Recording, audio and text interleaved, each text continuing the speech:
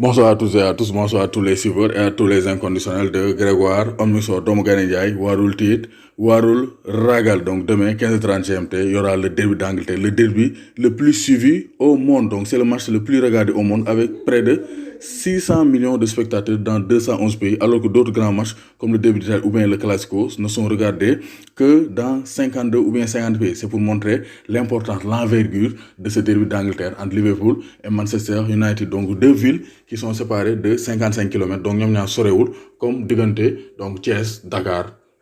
Mais ñoom ñaar am nañ rivalité bu jéggi dayoo. Donc la rivalité sportive entre Manchester United et Liverpool date des années 60. Donc yàgg na, ça fait plus de 50 et quelques, plus de ou bien presque 60 ans ñu ngi am rivalité. Donc seen premier match c'était en 1895, le 12 octobre 1895, Liverpool moo doon Manchester United 7-1. C'est le score le plus large dans ce derby d'Angleterre. Mais après la donne a changé. Liverpool moo njëkk a tàkk Manchester United am ay période face ba am 18 titres d'Angleterre, de championnat d'Angleterre, de Premier League. Mais après, depuis l'arrivée de Sir Alex Ferguson, la tendance a changé. Sir Alex Ferguson change la donne car le club mancunien remporte de nombreux titres, ce qui accentue la rivalité.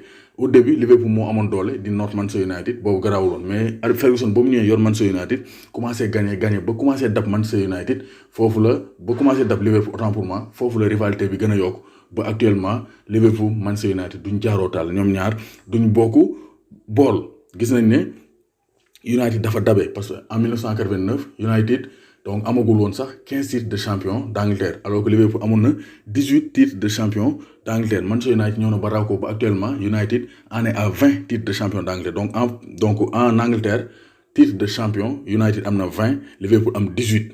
Depuis 1990 Liverpool gagnewul championnat d'Angleterre, mais en Ligue des Champions en Europe Liverpool am na 6, Manchester United am 3. Donc ça montre qu'en Europe Liverpool est meilleur, mais en Angleterre, pour l'instant, Manchester United domine les Rats de Liverpool. Donc, il y a 3 joueurs qui ont joué aussi bien à Liverpool qu'à Manchester United. Paul Ince joue lui qui a joué la Coupe du Monde 1998.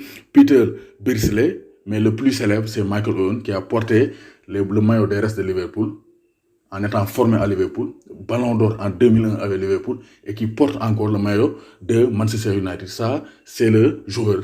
Owen est le joueur le plus célèbre à avoir porté les deux maillots des deux clubs. En tout cas, il faut savoir que ce sont deux équipes qui se haïssent. Donc, au total, ils ont joué 169 matchs en Premier League, 169 derbies d'Angleterre, soldé par 67 victoires pour Manchester United, 48 nuls et 54 victoires pour Liverpool. Donc actuellement, Manchester United est dominé dans les confrontations directes derby d'Angleterre en Premier League. Donc gis nañu aussi actuellement Liverpool moo gën a nekk ci forme Manchester United. Donc 24 points pour Liverpool, 9 points pour Manchester United, 15 points d'écart. Ça montre donc l'écart, le fossé qui sépare Liverpool et Manchester United. Donc depuis l'arrivée de Jürgen Klopp et suite au départ d'Alex Ferguson, donc United dañoo daanu Jürgen Klopp yéegal waa Liverpool, émergence des restes de Liverpool, surtout avec le trio Mané, Salah, Firmino, tandis que Manchester United amatuñ figure, amatuñ joueur boo xam ne c'est un joueur emblématique boo xam ne mooy représente le club. Loolu aussi day jouer dans les performances de Manchester United. Donc en tout cas le 170e derby dina neex et demain 15h30 on va voir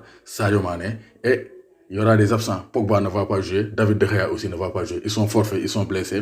Du côté de Liverpool, Mohamed Salah est incertain pour le derby. Il se peut que du jeu, mais xam naa médecin Liverpool yi ñu def le tout pour que l'international égyptien puisse tenir sa place aux côtés de Firmino et de Sadio Mané, le meilleur joueur actuellement au monde. Donc rendez-vous demain 15h30 GMT, Liverpool, Manchester United au théâtre des rêves, Old Trafford.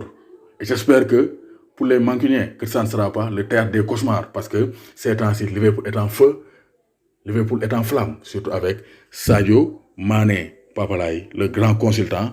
maa ngi lay béggee di la béggee